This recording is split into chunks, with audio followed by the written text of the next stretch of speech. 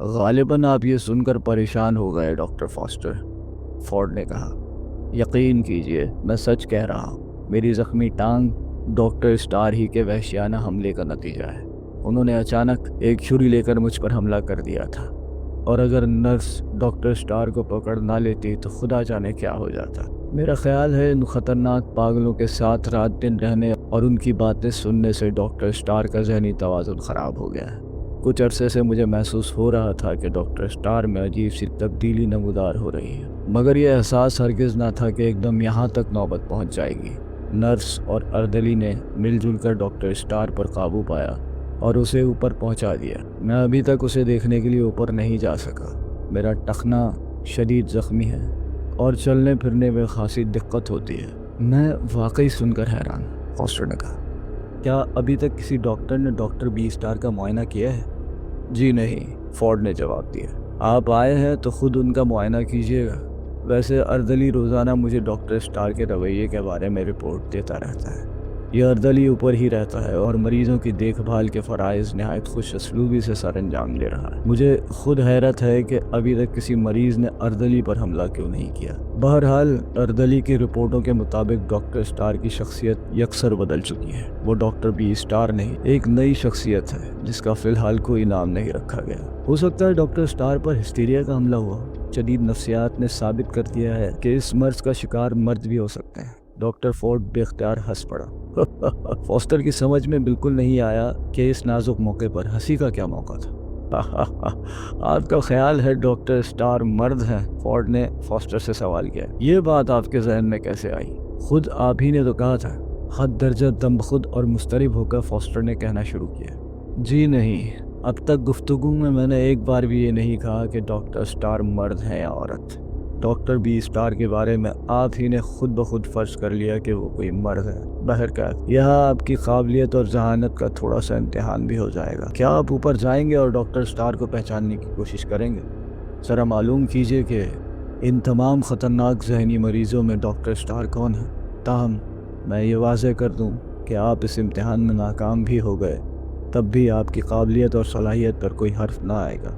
ہم آپ کو یہاں ملازمت دینے کا فیصلہ کر چکے ہیں۔ چند لمحے رک کر فورڈ نے پھر کہا، غالباً ڈاکٹر سٹار کو مرد فرض کر لینے کی وجہ یہ بھی ہوگی کہ آپ کسی پاگل خانے کے سربراہ کو عورت کی صورت میں دیکھنے کے لیے ذہنی طور پر آمادہ نہیں۔ بے شک آپ کا خیال درست ہے، فاسٹر نے اقرار کیا۔ میں اب بھی یقین نہیں کر سکتا کہ اس پاگل خانے کی محتمل کوئی عورت ہو سکتی ہے، ڈاکٹر فورڈ نے کہا لگا۔ مگر اب آپ کو یقین کر لینا چاہیے، ڈاکٹر سٹار ایک عورت ہی ہے۔ کیا آپ اوپر جانے کے لیے تیار ہیں؟ تیار ہوں، اور مجھے یقین ہے ڈاکٹر سٹار کو پہچاننے میں مجھے کوئی دقت نہیں ہوگی، فاسٹر نے کہا۔ ڈاکٹر فورڈ نے الیکٹرانک باکس لے کر زرد رنگ کے ایک بٹن پر انگلی رکھی۔ ایک سیکنڈ میں اس باکس کے برابر رکھے ہوئے چھوٹے سے اسپیکر میں ایک مردانہ کرخت آواز ابھری۔ ڈاکٹر فرمائیے، کیا ارشاد ہے؟ رینالڈز، میری بات غور سے سنو، ڈاکٹر فورڈ نے ایک ننھا سا مائکروفون اپنے سامنے کرتے ہوئے کہا۔ میں ایک نوجوان کو اوپر بھیج رہا ہوں، ان کا نام فاسٹر ہے، ڈاکٹر جان فاسٹر۔ یہ یہاں کام کرنے آئے ہیں۔ ان کا ایک چھوٹا سا امتحان لیا جا رہا ہے۔ میری ہدایت ان کے بارے میں یہ ہے۔ ڈاکٹر فورڈ ہدایت دیتا رہا اور ڈاکٹر جان فاسٹر اپنی نشست پر بیٹھا پہلو بدلتا رہا۔ اس کی پیشانی سخت سردی میں عرق آلود ہو رہی تھی اور دل بری طرح دھڑک رہا تھا۔ اسے شک ہوا کہ اردلی رینالڈز اور ڈاکٹر فورڈ کے مابین جو گفتگو اس وقت ہو رہی ہے اس کی ریہرسل پہلے سے کی جا چکی ہے۔ اس احساس نے فاسٹر کو اندرونی طور پر مضطرب کر دیا۔ یہ کوئی گھناؤنی سازش تو نہیں ہو رہی، اسے کسی فریب کا شکار تو نہیں بنایا جا رہا۔ آنے واحد میں سینکڑوں سوال اس کے ذہنی افق پر ابھرے اور معدوم ہو گئے۔ ہو سکتا ہے یہ سب کچھ وہم ہو، آخر ان لوگوں سے اس کی کیا دشمنی ہوگی؟ آپ اوپر جا سکتے ہیں ڈاکٹر فاسٹر، اس کے کان میں ڈاکٹر فورڈ کی آواز جیسے کوسوں میلوں دور سے آ رہی تھی۔ میں نے رینالڈز کو آپ کے سامنے ہی سب کچھ سمجھا دیا ہے، امید ہے وہ ان ہدایات پر اچھی طرح عمل کرے گا۔ ویسے بھی اس کی موجودگی میں کوئی خطرہ نہیں۔ میں آپ کی کامیابی کا متمنی ہوں۔ خدا کرے آپ اتنے وحشی اور خطرناک مریضوں میں ڈاکٹر سٹار کو پہچان سکیں۔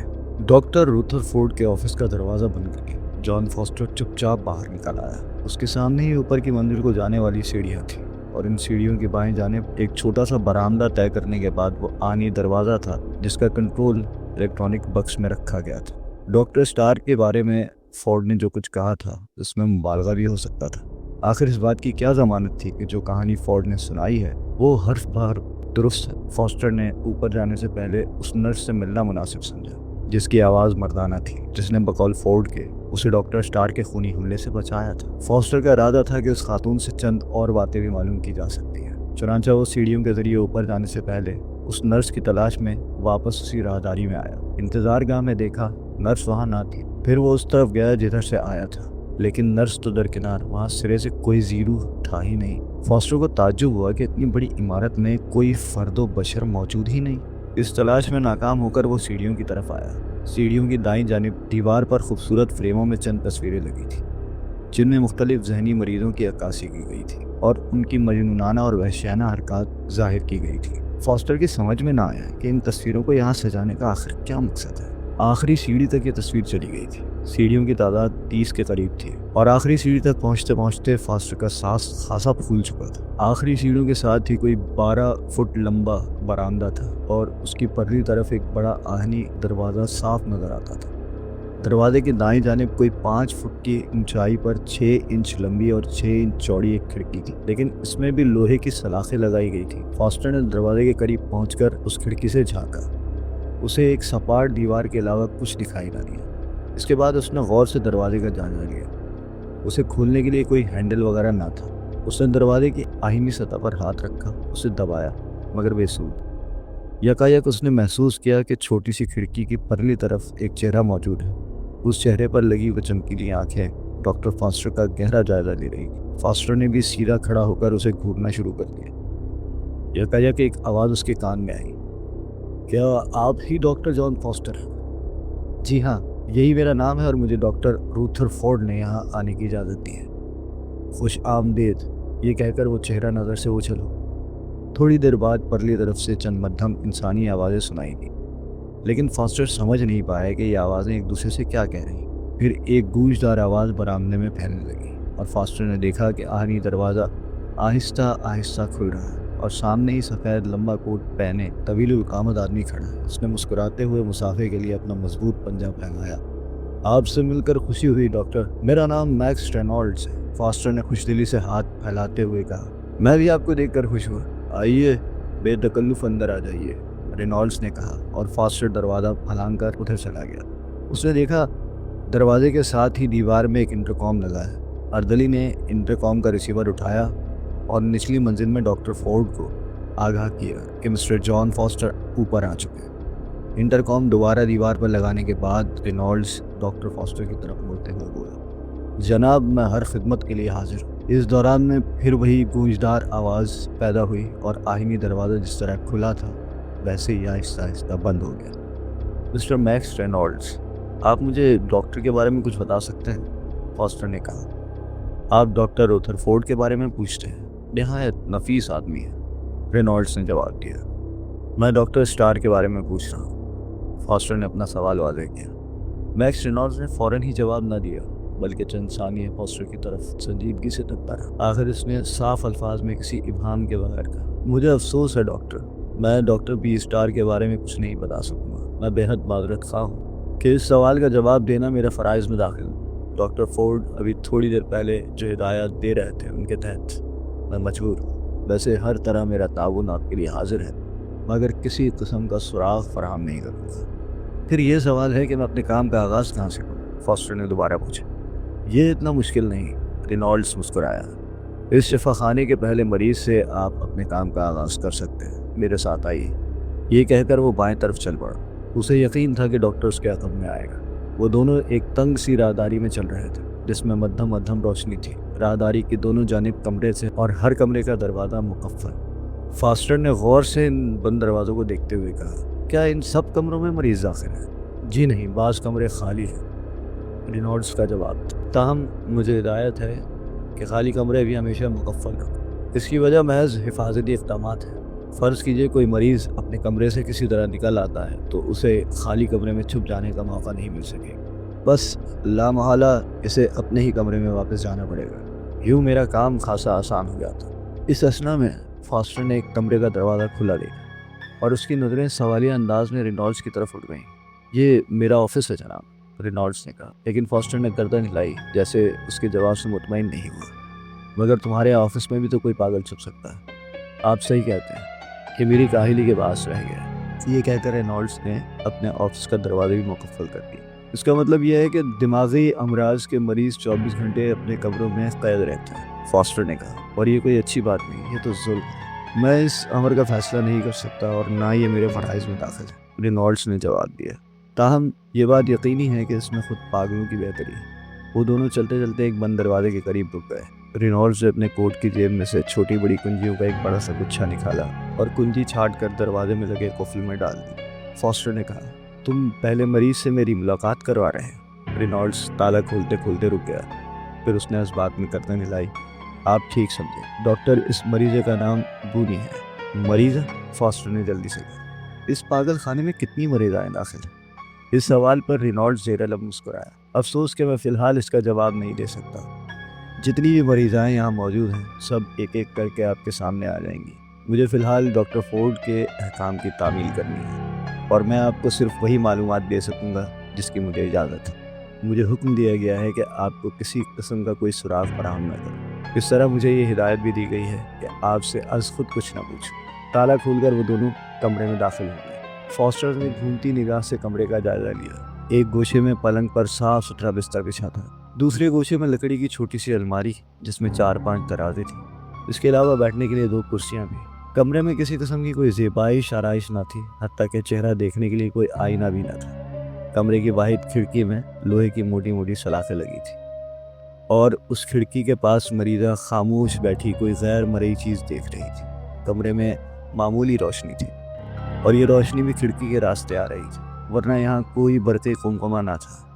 बूनी ने आने वालों की तरफ नज़र उठाकर भी ना देखा और मुसलसल अपने सामने ही देखती रही। ऐसा मालूम होता था कि उसे किसी के आने की खबर ही नहीं हुई। फॉस्टर दबे पांव चलता बूनी के और करीब आ गया और नज़दीक से उसका जायज़ा लेने लगा। वो 20-22 साल की नौजवान और सेहतमंद लड़की थी। उसका लिबास भी उम्दा और सुथरा था और चेहरे के नक्शो निगार से ये जानना कुछ दुश्वार ना था कि वो खासी खूबसूरत लड़कियों में गिनी जाती होगी। रेनॉल्ड्स और फॉस्टर दोनों कई मिनट तक उसे देखते रहे, मगर बूनी ने उनकी तरफ तवज्जो न की।